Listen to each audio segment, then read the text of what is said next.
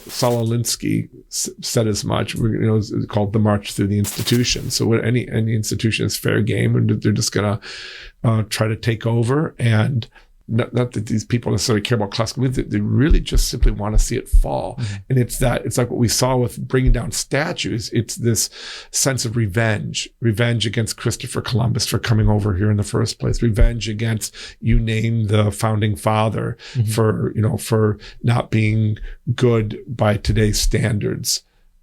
It's that sense of revenge. It's not, they don't put up a statue of anything else in this place. And they certainly don't put up anything beautiful. It's just this hateful act against something beautiful. So there's very much a war on beauty going on.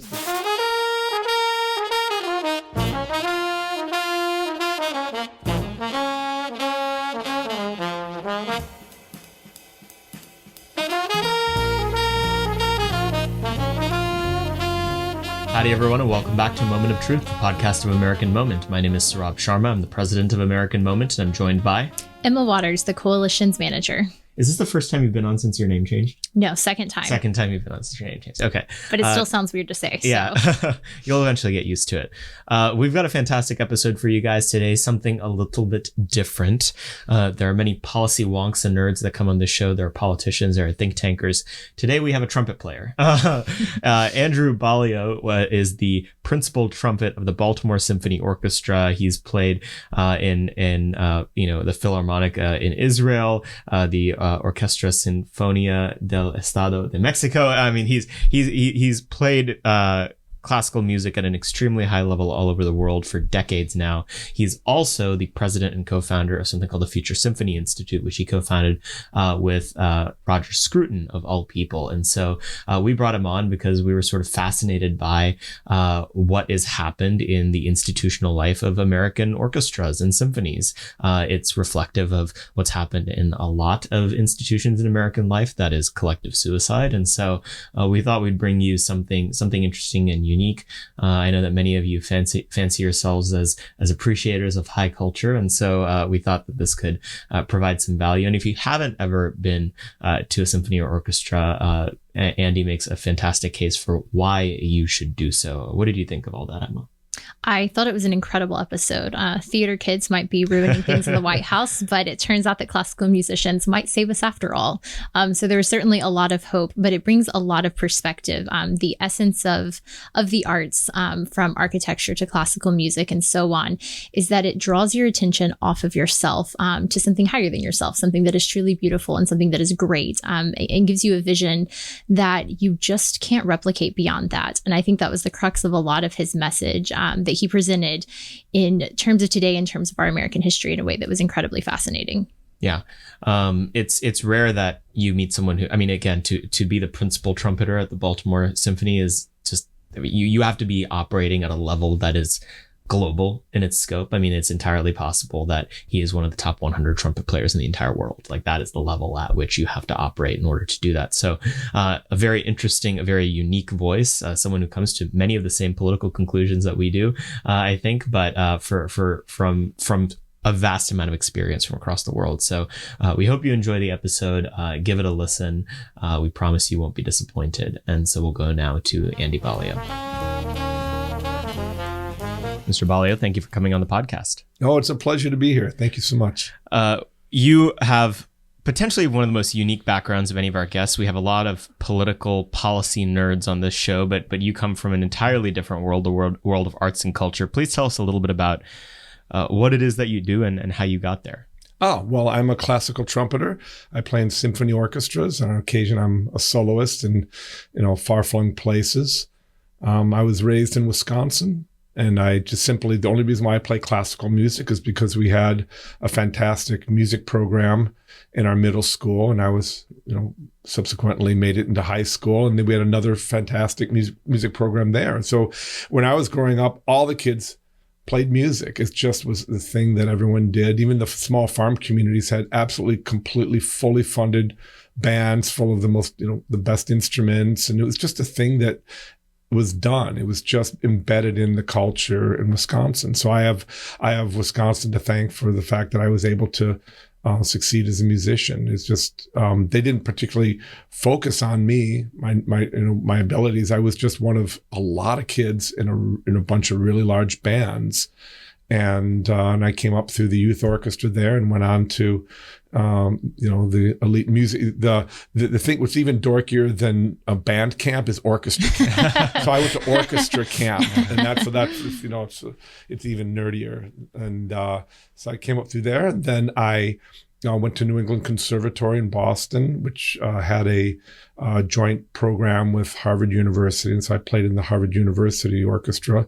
Nonetheless, I still dropped out after a year of all of that, and I moved into an ashram that was built by conservative Hindus who had bought this seminary from the Jesuits, because the Jesuits they had a very large facility. They didn't need it anymore. And so I did that for 4 years. And then I returned to classical music and sort of got myself back into shape by going to Mexico.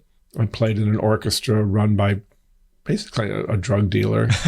And there was a lot of money. It paid very well, especially by Mexico standards.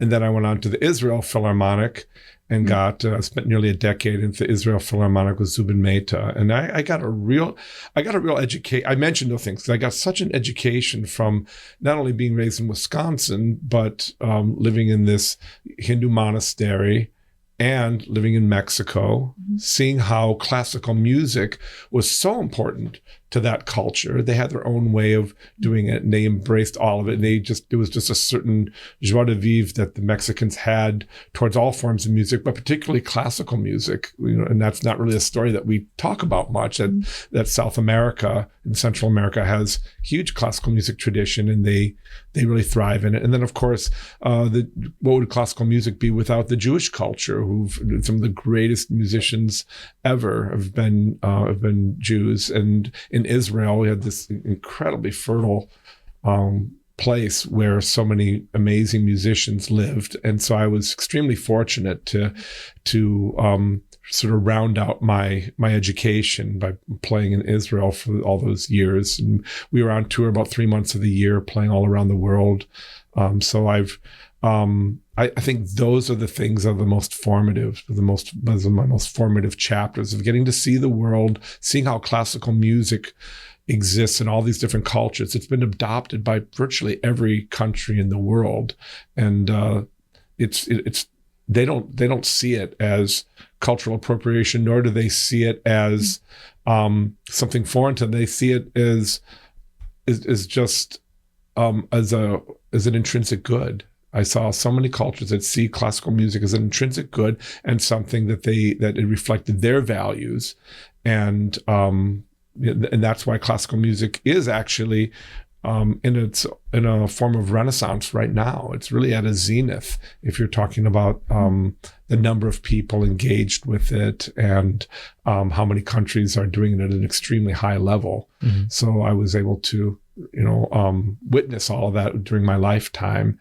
And then lastly, I ended up in the Baltimore Symphony. I was very fortunate that someone at the Baltimore Symphony, was their conductor, Yuri Temirkanov, who noticed that I was the lone goy in the Israel Philharmonic, and that I might be open to living in the U.S. So I got an invitation to play in the Baltimore Symphony, where I've lived for the last 20 years. And that's been yet another big learning for me, to be part of an American orchestra, and to see how America has dealt with its own classical music scene. And as you'll hear later, it's America's sort of turned against one of its own great success stories. And then in addition to your professional music work, you've been sort of philanthropically involved in the nonprofit space and creating organizations. Tell us a little bit about those. Yeah. So as a result of my experiences playing around the world and thinking about simply the demand for classical music, I should actually back up to let you know that from the very beginning of studying classical music, I was being told by my elders and certainly everyone else and around me, classical music is dying over and over. It's dying. It's not even going to be there by the time you're an adult. It's dying. It's a dinosaur. and everyone hates dinosaurs, or it's a museum. Everyone hates museums. And so this has just been this constant rhetoric that really imbued the arts, certainly in the United States and to a certain degree in Europe. And I've been waiting for classical music to die, and it simply isn't dying. It's actually growing in many ways. However, in certain parts of society, it certainly has withered. It's been certainly many children have been deprived of the incredible experiences of being able to have classical music in their lives and to really to flourish. And I think probably the biggest issue we're looking at with classical music is it's a sign of human flourishing.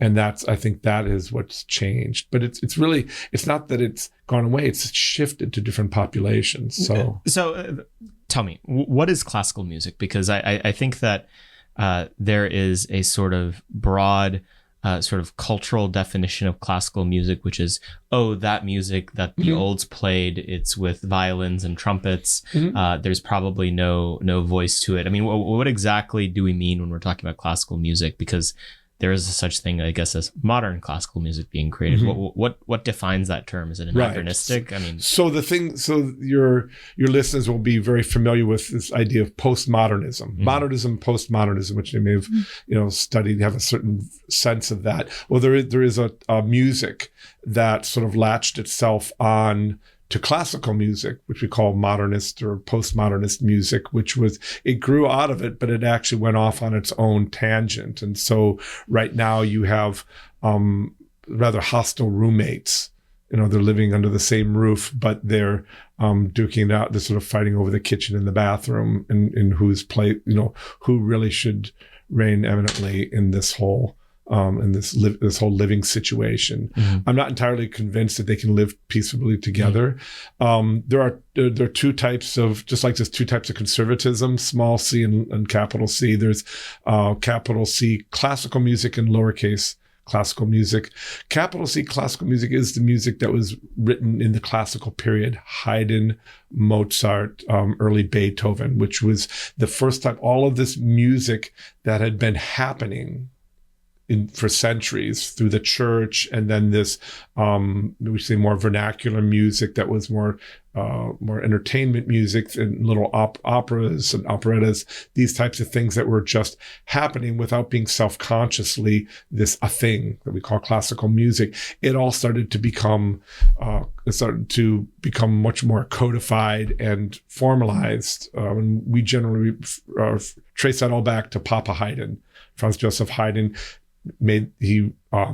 Developed this thing called the Symphony Orchestra, which, because of he had a lot of funds at his disposal from Esterházy royal house, he what we know is an orchestra with strings and some trumpets and drums and some winds. That was sort of the soil in which Beethoven really came in and made what we call the romantic symphony orchestra today. And of course, there was Mozart, who was wedged between there, who at Mozart was not an innovator.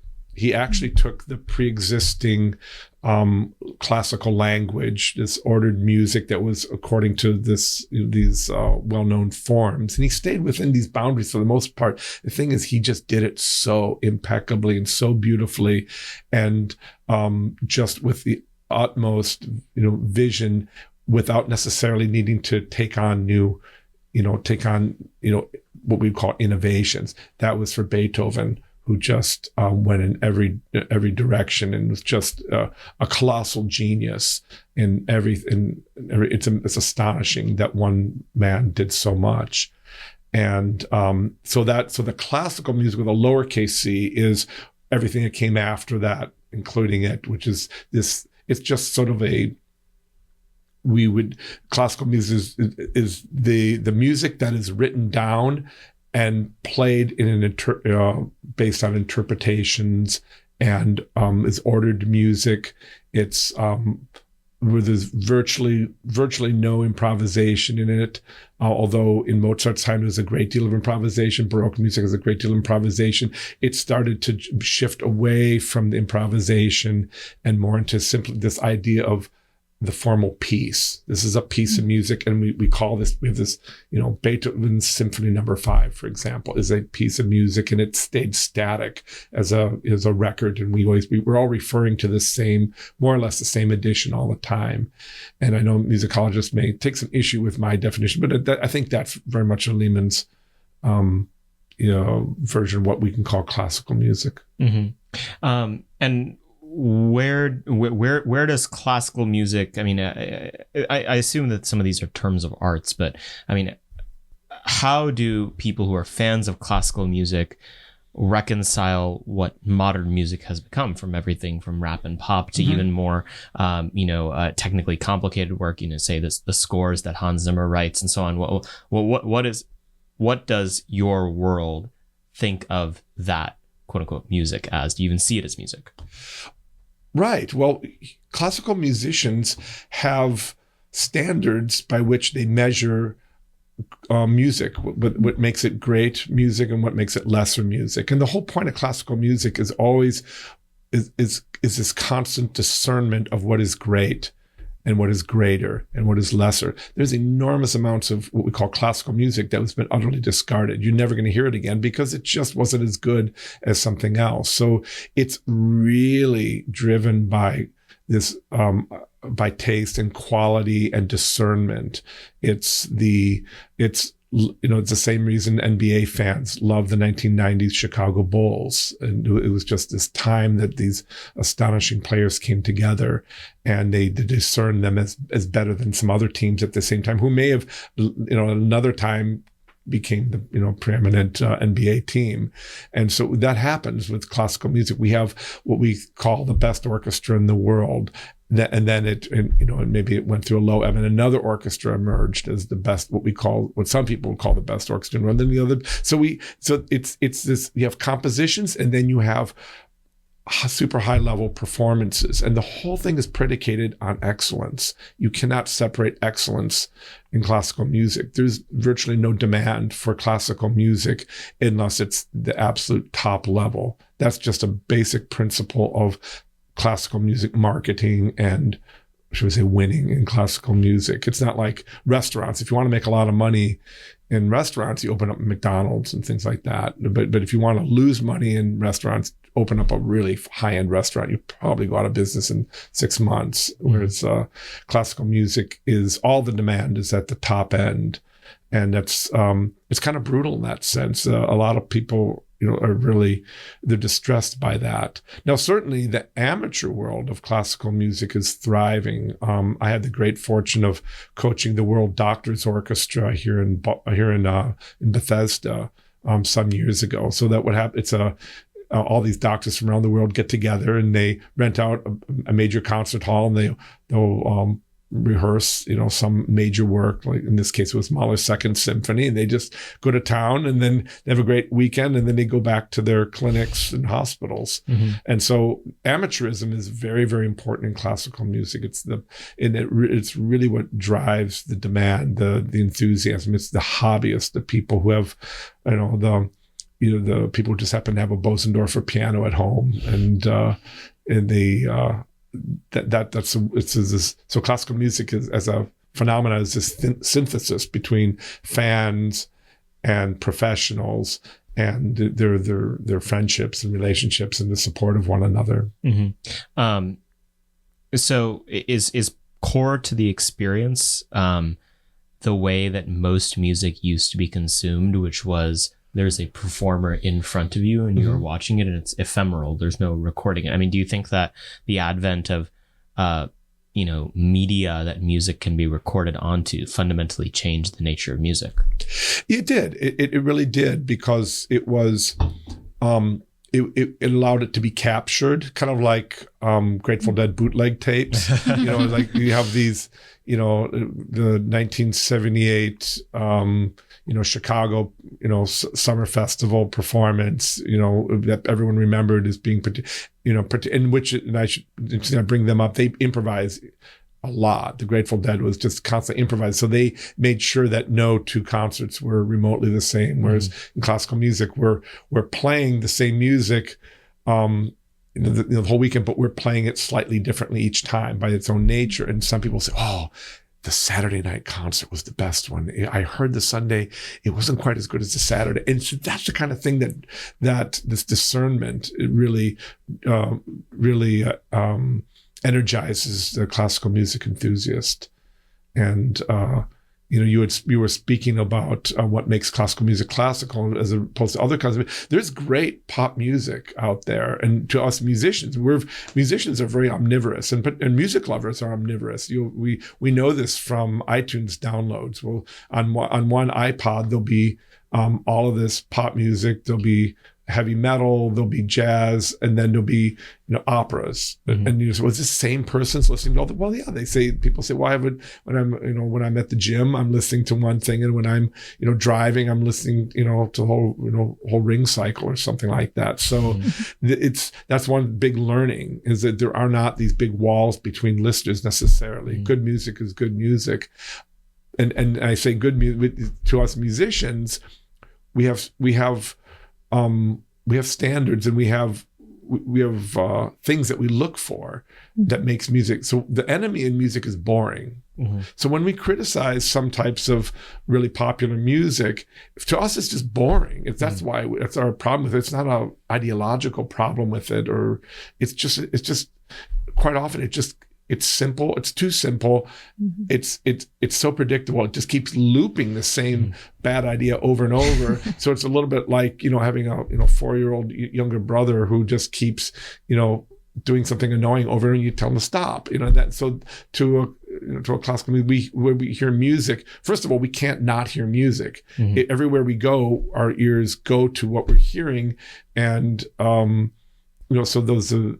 That's how we experience music, which is probably the way other people experience music, but we just do it for living. Mm-hmm. So, unfortunately, a lot of the hopes that classical music could be scaled up and try to have big widespread commercial success, they didn't pan out, because commercial music, what I call industrialized music, which is made for scaling up, is actually by its own nature dumbed down, because they want to not offend people. So they're looking for the product that will make the most amount of money, and it's sort of almost like earworms, that annoying tune that gets stuck in your ear. They're looking for that. They're kind of engineering the music as such, and most that comes out of, there's a whole pop music industry, and they're very they're very musically calculating. They're not trying to they're not trying to deepen your life. They're trying to just hook you. Whereas classical music, it's metaphysical music. It's meant to deal with meant to embody the big questions.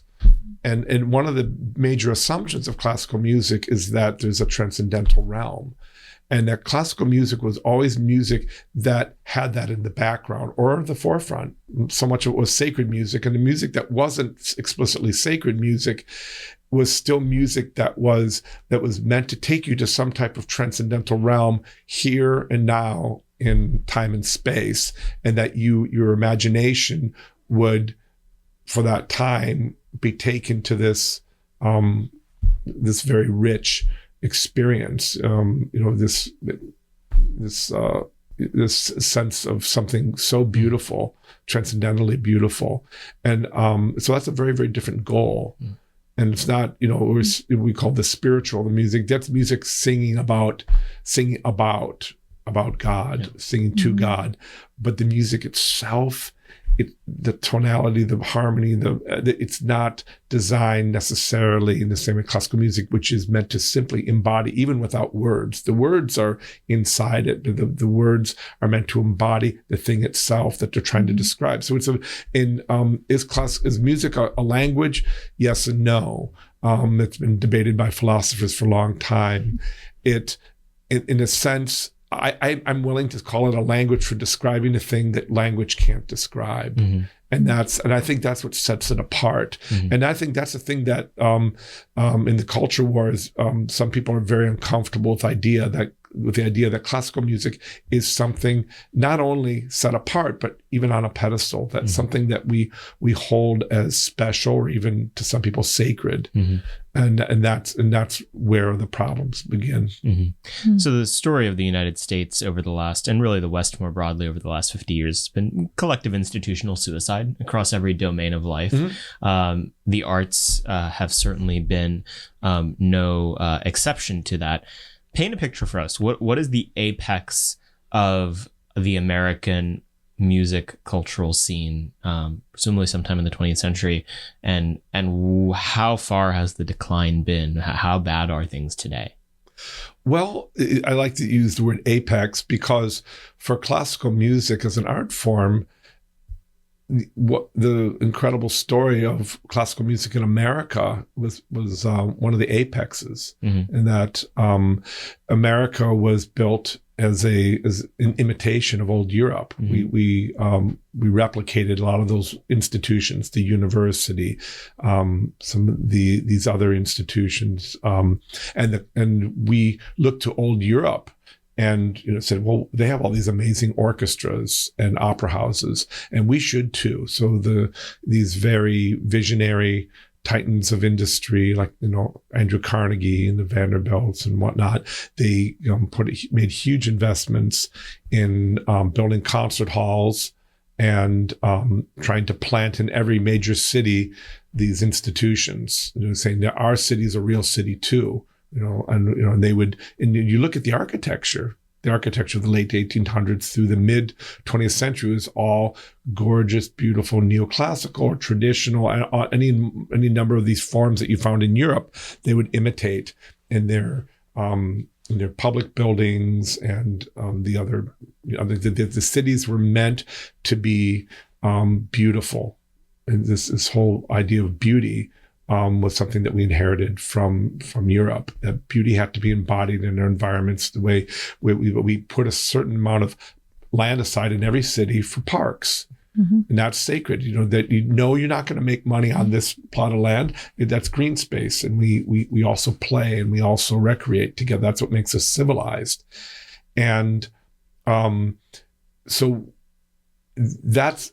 I can't speak highly enough of how well we've done in America in bringing pianos into so many households and having piano lessons and having bands and all of these large and small communities, particularly the small communities. That's what I love about America is our small communities is incredible. Even if they didn't have much money, they'd build an Athenaeum or a public library, and you have the great books. My grandfather was raised in rural Indiana and in a one-room schoolhouse, and it's astonishing what they studied in a one-room schoolhouse. Yeah. No, and the kids had to go out and chop wood to keep the stove going so they didn't freeze.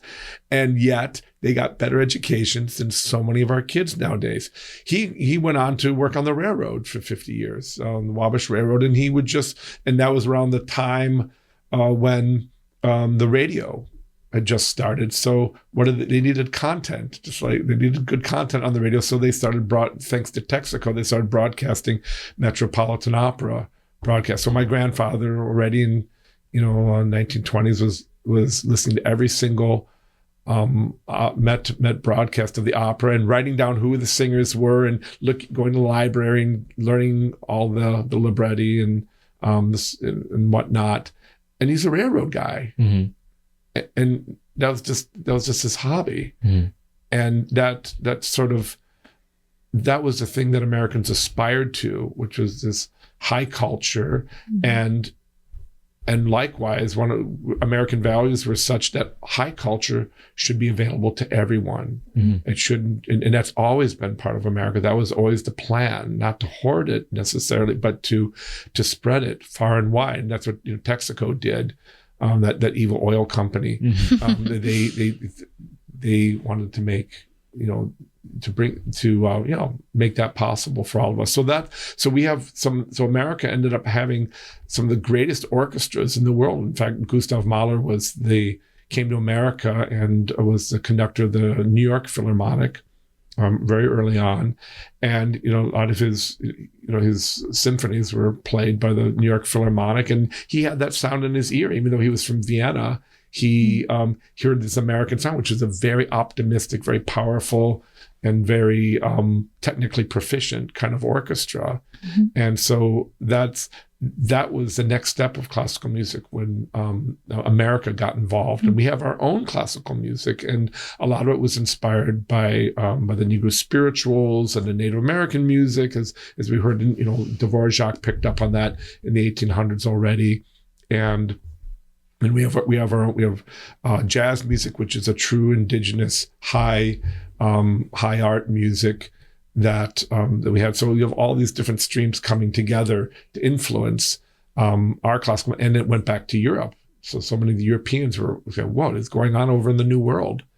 And so we've the American chapter has been a huge success story, and so many incredibly brilliant people in our population.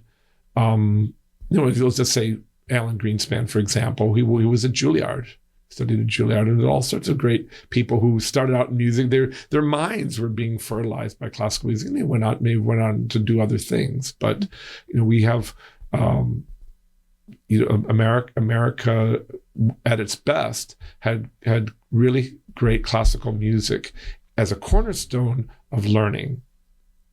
So it was not education. For most of the time, has not been a transactional thing where we're gonna teach you just enough so that you can function as work at Walmart. No, we want you to. The sky's the limit for you. We're going to put all this before you. We're going to give you the big pictures and the techniques and the reasoning power to reason. We're not going to tell you what to think, but we're going to tell you there's this old method that we inherited from the Greeks on how to think, and it's infused with morality. From the Judeo-Christian world, and all the synthesis, it held beauty as a very high value, beauty itself, and there are standards of beauty. The standards of beauty for how we dress, and standards of beauty for how we what sort of homes we live in, and great music was like that, and our pop music. We gave the world pop music. Mm-hmm. I mean, it's staggering how much amazing great popular music of all genres, from jazz, and you name the genre that we originated, and the world thanks us for that. Well, embedded in all of those styles were the ingredients of classical music. It's that style of harmony that we got from. You could go back to Bach, or you could go back earlier, but that's not arbitrary. Other cultures don't have that because they don't have the same relationship with harmony that we did, and that goes all back to Pythagoras. But I won't diverge back to Pythagoras. That's one of the interesting things, talking about your grandfather working on a railroad, which I think today we would call something along the lines of a working class job, and listening to these great works of art. And then you switch to today and you look at our factory workers and fast food workers and people on any side of the job spectrum, and they're not listening to classical music. And if they are, they might be listening to Beethoven's, top 3 hits on iTunes, but it's not the same immersion into the art itself. And you were also talking about this idea of having an understanding of morality and of beauty and of value that says this is the highest life and we should aspire to this. Whereas today, the pushback is there is no greater life. You should live the life that you desire. And we've taken away any sort of moral standard. So today seems just radically different from the values that your grandfather would have held to. So when you're thinking about classical music and even a renaissance of classical music, how and what is that even going to look like in a culture that doesn't value those same things? Yes. Well, as things, pendulums swing back and forth. And I think we're at a point where we're realizing what we've lost. I think your generation and younger ones are realizing they kind of got ripped off. They got stiff. They got shortchanged. That the things that I got to enjoy and growing up and just as a matter of just living, have been denied. And so I think I'm not going to say everyone, but a significant, slice of society, probably coming from the parents, wanting these things being put back into the lives, of children. And then so I was reminded by what you're saying of Russell Kirk's term, the moral imagination. And that's what classical music really develops. It's a sort of an education for the heart and soul. Mm-hmm. It shows us not only how to feel, but what to feel. Mm-hmm. Because we discover feelings in great music that takes us to places we probably couldn't have gotten to on our own, but we discover them. And one thing that will be forever immeasurable will be all the great, brilliant insights that happened while people were listening to classical music. I'll never know what scientists had a breakthrough while they were listening to a concert. It takes people, it's a synthesis of all ideas and takes us beyond our own minds. The mind becomes very quieted in great music and classical music. That's not to say it doesn't happen in other kinds of music, but we musicians know that the classical music is the most highly developed one. And it's not that these other ones have a time and place, because we classical musicians, we're listening to all sorts of pop music, heavy metal, no names mentioned, and things like that. But there's a time and place for it, and we're energized by it, and we enjoy it, or we're simply amused by it, because there's a humor to that music.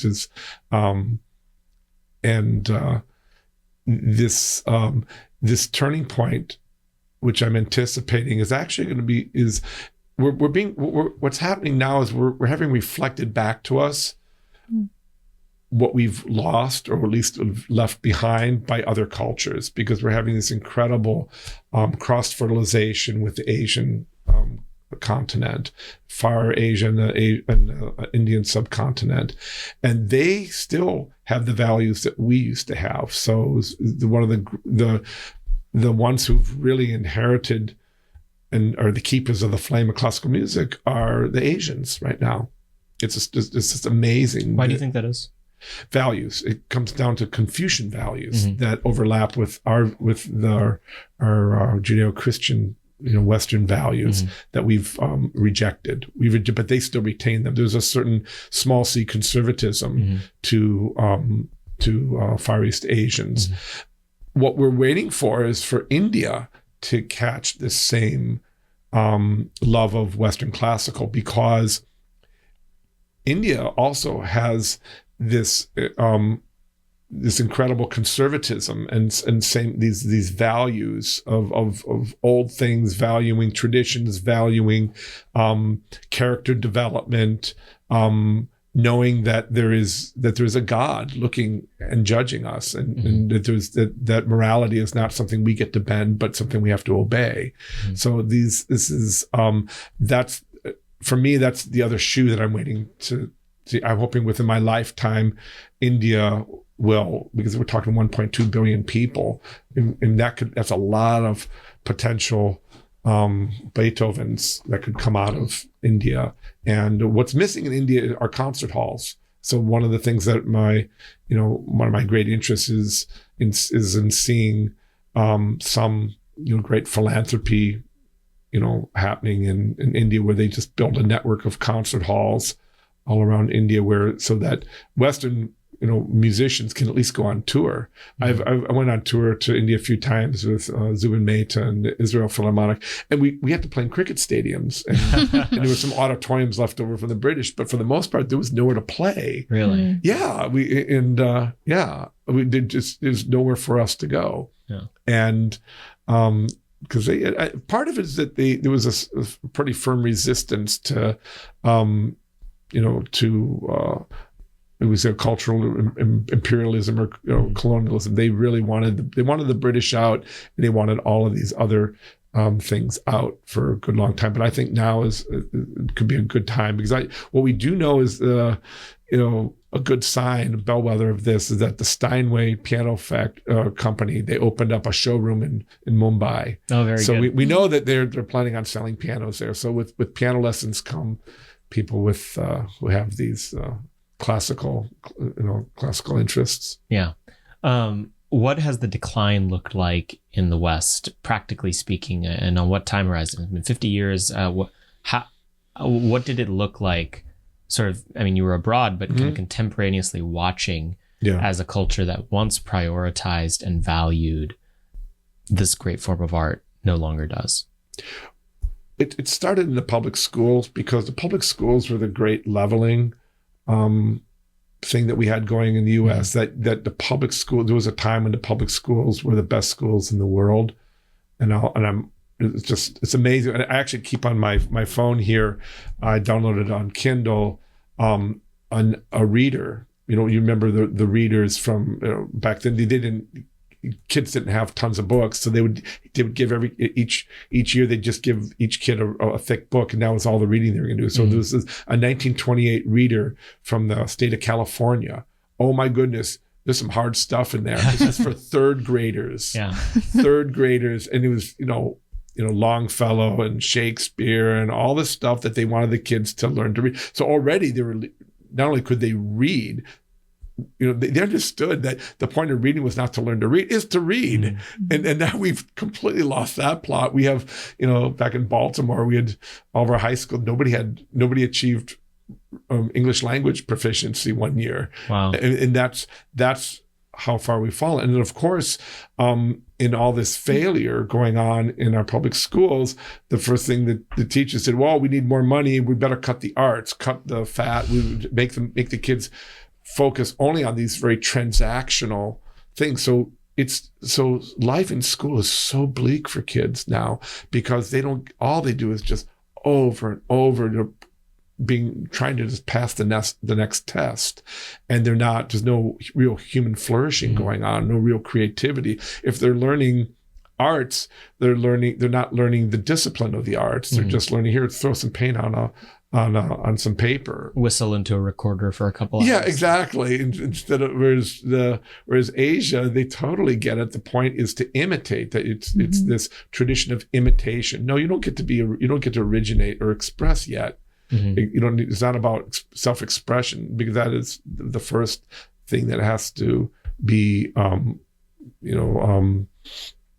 I guess it's a fallacy that art is about self-expression. It's about expressing something higher than ourselves, and that we have to learn the technique while we're learning to play music. And we may get in that process, we will feel like we're expressing something, but it's not necessarily our own original ideas. It's that, isn't that great? I just played this little Mozart sonata, I got from here to here in one semester. And that's that, if there's any arts left in some of these schools, it's very shallow arts. It's amazing to me how well youngsters can play or do art if they're given the right instruction. One of the things that just blows my mind is watching these videos on YouTube of Japanese middle schoolers playing in the band. And they just astonishingly good. And it was the methodology, and that's what we've lost. And so then, without having that background, just as a matter, the point is not to produce more musicians. The point is to live a really great life, and to not only understand the English language at a very high level, but to understand other languages in the course of going through public school. But it's also having a really rich relationship with music, and having this type of higher learning going on. The higher function learning is what we always understood was the point, to get to that. The higher math, these things, to get to the fun stuff, and that really is the crisis. And that's really the huge gap that I see in my 50 years of observing this. But it doesn't mean it can't come back. We have plenty of people who still remember how it goes. But again, Asia is showing us what we used to do so well, and they will tell us verbatim. And I'm not speaking just about Asians in Asia, but the Asian diaspora, expats and all these other, both in the U.S. and in Europe. And they'll say to us, "What are you guys doing? What's wrong with you? Why are you being so critical of your own culture? That's why we're here. We love it. We love your high art. We think you're old art and your old music is the best that's ever been created, and that's why we learn it and enjoy it.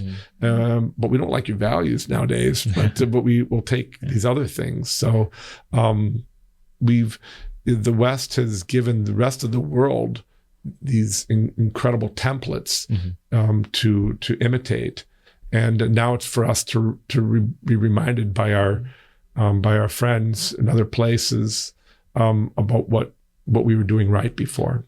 How much of that concept that we especially put on children in public schools, that, art is for self-expression, is a convenient sort of facade to put up because the schools are incapable of and unwilling to objectively assess merit?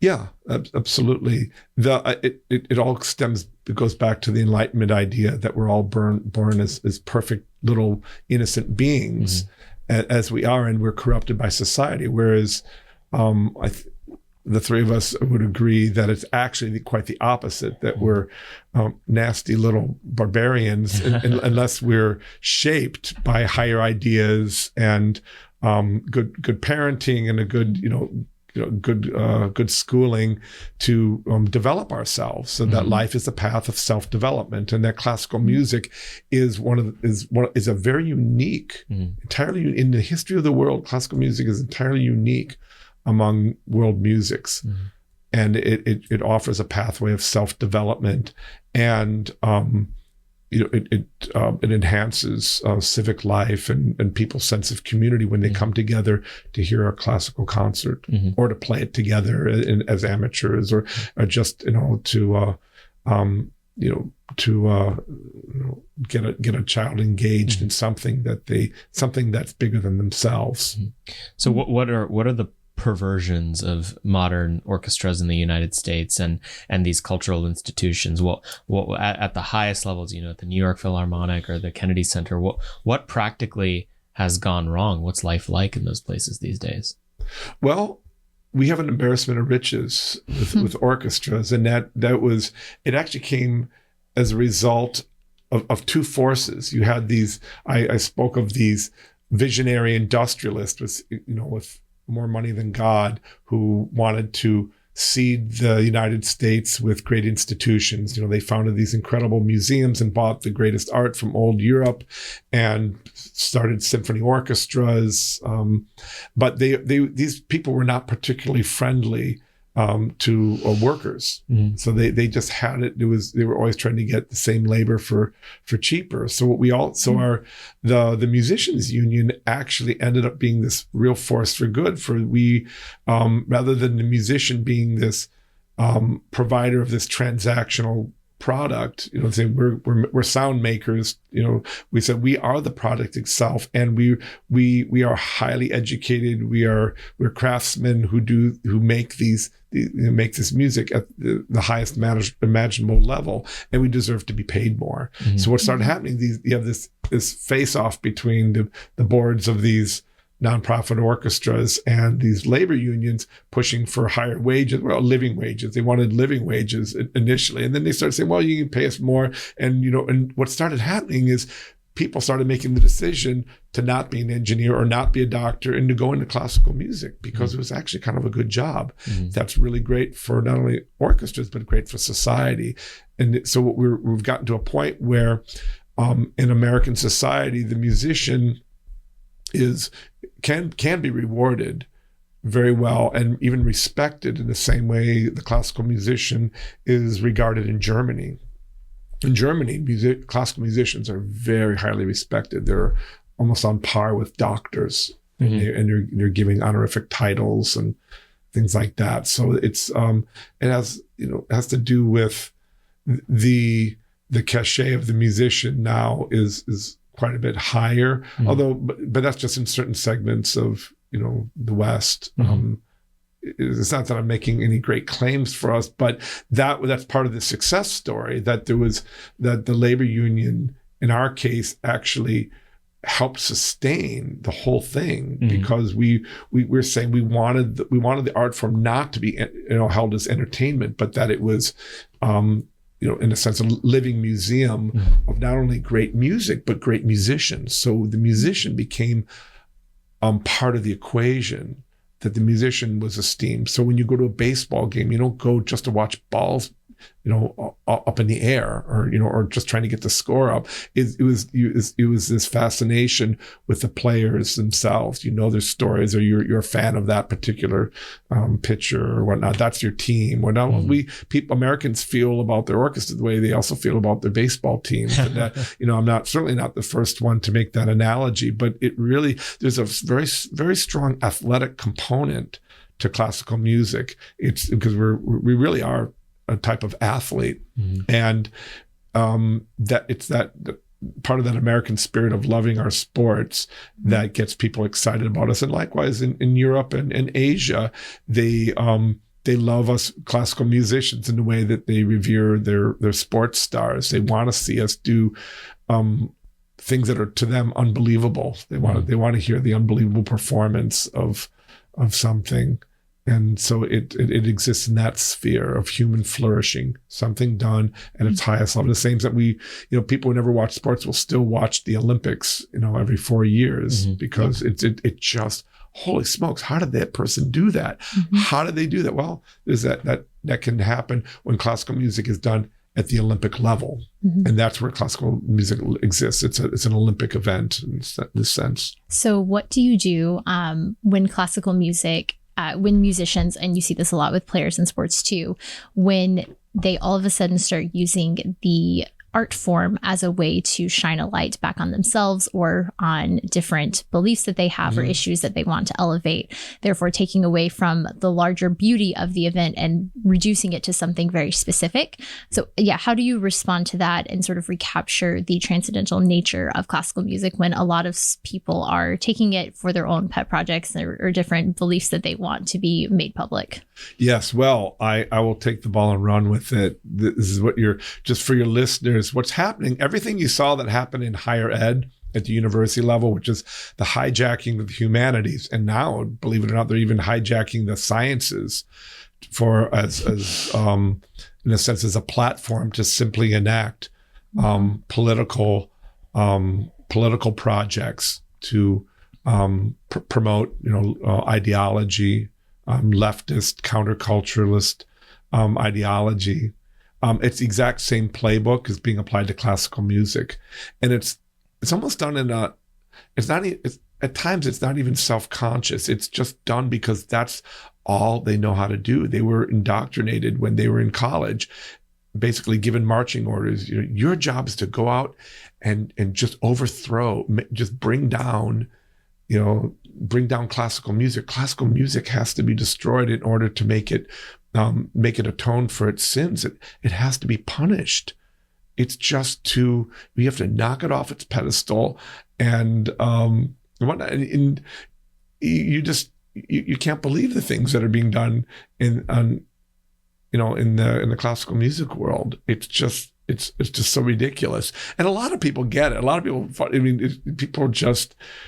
The audience members are just aghast and like, what are you doing to me? I just wanted to hear a concert, and why are you turning this into? Because people come to concerts kind of to escape the world. They want just some peace. They got enough of the political news cycle and on TV, and they're not looking for that. But that is in short what's happening to classical music. It's becoming there are many attempts to turn it into a political platform for this, and it's not going to work. That's the problem. If we were simply going to make money doing that and do well, I'd say, well, it's not my taste, but at least we're surviving. But no, it backfires. People are running away. The same reason we see people not going to the universities, and people fleeing the public school system and fleeing and just quitting their jobs, not wanting to be lectured, at work, being canceled for this, that, and the other thing. It's all the same games. The problem is that classical music as an art form is fragile. I mean, it's an expensive art form, and if we lose even a little bit of our audience, that could be it for us. That we are seeing. There are orchestras that close their doors. There are opera houses that have had to close their doors, and they keep running leftward, thinking that they can mimic the successes of the political left, and they just take that same playbook and let it run its course through the arts. But it just doesn't work, because art doesn't work that way. Yeah. It doesn't, because if anything, it becomes very cynical. People just roll their eyes and say, "Oh, here we go again. This is the same thing I heard at work, and I just can't bear it here." And the classical music used to be this wonderful place where the right and left could at least agree on certain things, which was the intrinsic good of classical music. It's just good for the sake of itself.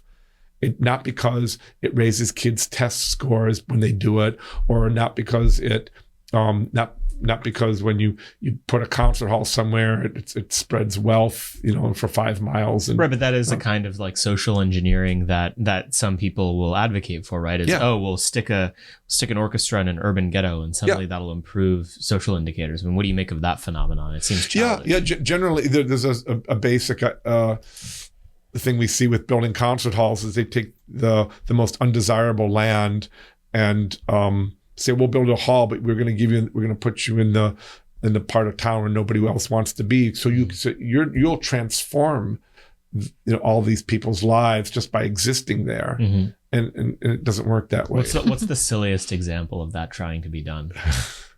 Oh my goodness. Yeah. Some of these examples abound. I hate to name names, but the problem is it really backfires because people don't want to. Generally, these are in places where people don't want to attend concerts, and so it scares off the audience. And then the people who live. Did someone try to create a concert hall in Compton at some point, or? Right. Yeah, it's always that demand that you go that it's almost like we're being asked to atone for our sin of being wonderful rather than being an intrinsic good. Someone, the demand is put on us. Okay, but what do you actually do? You have to there's this instrumental good, no pun intended. That you have to go off and cause something else to happen. You have to solve the issue of poverty or these things. And it's not that it's this higher learning and higher function that we want to nurture among children from the very beginning, and that's where classical music has a role. I mean, hearts are open. We've seen in Venezuela a tremendous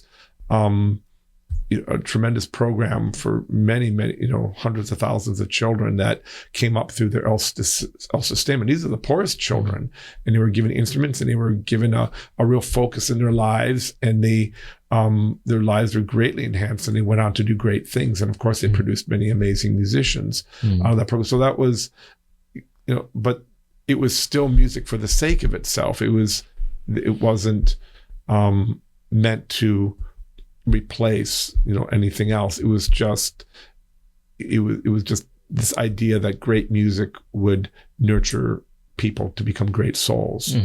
And so we the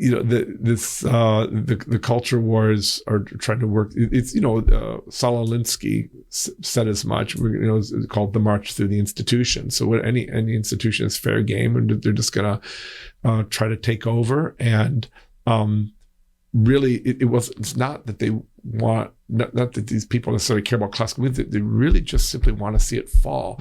And it's like what we saw with bringing down statues. It's this sense of revenge against Christopher Columbus for coming over here in the first place, revenge against, you name the founding father, for not being good by today's standards. It's that sense of revenge. It's not, they don't put up a statue of anything else in its place, and they certainly don't put up anything beautiful. It's just this very base instinct of enacting, this very, sort of hateful, act against something beautiful. So there's very much a war on beauty going on. We see it in architectural modernism, and part of it had a lot to do with the bleakness and the utter depression after World War II. I mean, it truly was profoundly traumatizing for millions of people, and I think we see a lot of the leaving behind of our best practices after World War II, either in urban planning and architecture or even in our education systems. Certainly, I get it. We said we have to do things differently going forward. But ultimately, the project of modernism, which came on the heels of industrialism, was a dehumanizing thing. And I think that's what's happening with leftist politics, is it's dehumanizing our lives, and certainly trying to dehumanize classical music in my world. Mr. Balio, for someone who hasn't really ever interacted much with classical music, either playing it themselves or listening to it, they've only listened to kind of top 100 hits. Mm-hmm. What's the entry ramp to get into it? How would you recommend if there was one thing they could listen to or one process they could follow to begin to understand and enjoy the world that you inhabit? Well, even within classical, there are many different strains and genre that some people just latch onto, and I'm often surprised. Some people just love Baroque music up to Mozart, and that's it. They don't want to hear anything later than that. There are a lot of listeners like that. Early music as a thing has blown up. It's become so popular, and playing the oldest music on original instruments, playing on actual 400-year-old trumpets and drums with raw hide and all sorts of these things, instruments that are just not played anymore. Mm-hmm. But they create these unique ancient sounds, and trying to reimagine what it must have been like 400 years ago.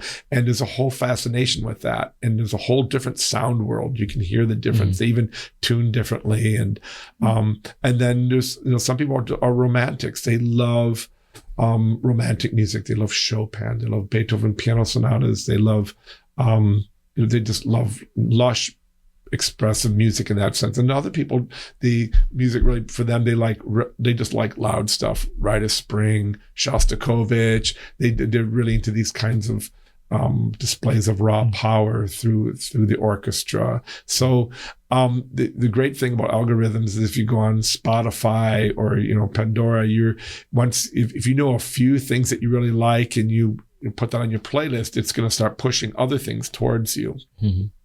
And that it'll start, it figures out what your tastes are. Mm-hmm. So, I mean, for me, my favorite composer is Bach. Mm-hmm. I love Bach so much. And it's really a great composer. It's a composer I play the least because he didn't write for symphony orchestra, but I get a great comfort from Bach. And, but there's just so much out there. But the thing about classical music is it's an analog experience. And that's what we're seeing. We're seeing a real return of analog things.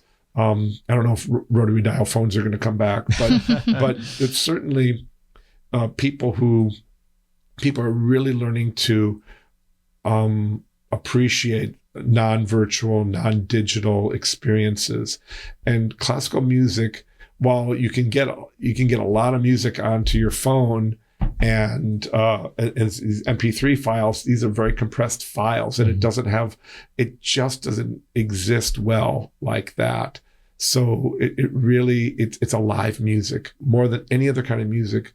Classical music is a live music. It's predicated on an actual human being playing an actual acoustic instrument in a room that's designed to make sound very beautiful. So the room is a secondary instrument to the instrument that's being played. So it's this resonance, so that you're feeling the resonance on your body. It really is it's a very tactile experience of experiencing classical music. And that is so the entry level is to just buy a ticket and go to something. And maybe go to these music conservatories are great because they have so many free concerts, and many of these conservatory students play at a very high level. So you really, what can people expect? I mean, I feel like a lot of young listeners, to them, it's like going to the symphony. That's what we do. I don't have coattails. I don't have a top hat. Oh, we don't either. The symphony experience is already very dressed down the same way offices are very dressed down nowadays.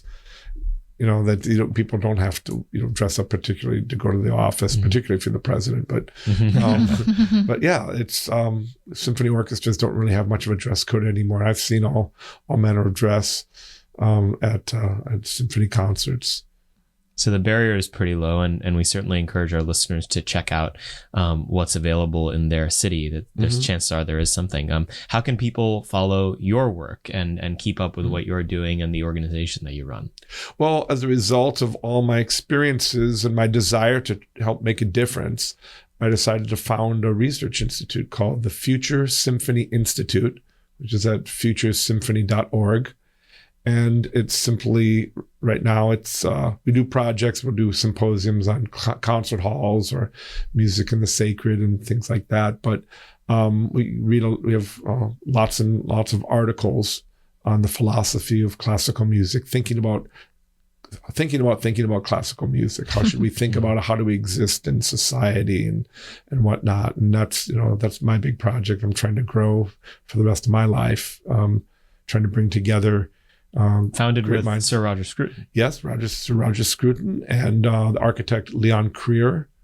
We were co-founders. They launched it with me. I was very lucky to have both of them helping with it. And I've met so many incredible people around the world who want to help and really want to see classical music thrive in everybody's lives. That's wonderful. Well, we hope that people will take a look at that, and thank you for bringing a very different perspective to our show and making the trek out here today. Thank you for coming. Oh, such a pleasure. I love talking to you guys. Told you guys that would be very interesting. Hopefully you made it all the way to the end. We certainly enjoyed having him out in the studio and having him travel to come see us a little bit. I mean, Maryland is basically another country at the end of the day. It's like sharing a border with Iraq. I mean, I say that Washington DC is not much better. So thank you to Andy for coming, and be sure to check out the work that he's doing at futuresymphony.org, or is it Future Symphony Institute? He said it a few minutes ago, so you can check what he said. As always, please make sure to rate and review this podcast 5 stars. It helps us a lot with that perfidious algorithm to make sure that more people can listen to this. Go subscribe on YouTube, on Rumble, on any platform where videos or podcasts are consumed. Chances are we are there. Follow us on social media at ammoment.org, on Facebook, on Twitter, on Instagram.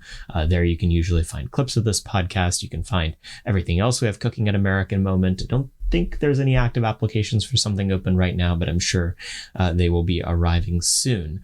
And listen to the backlog of this podcast. We're almost at 60 episodes. There's plenty of content to keep you satiated if you have any long driving ahead of you or flights. And so thank you guys as always for listening, and we will see you next week.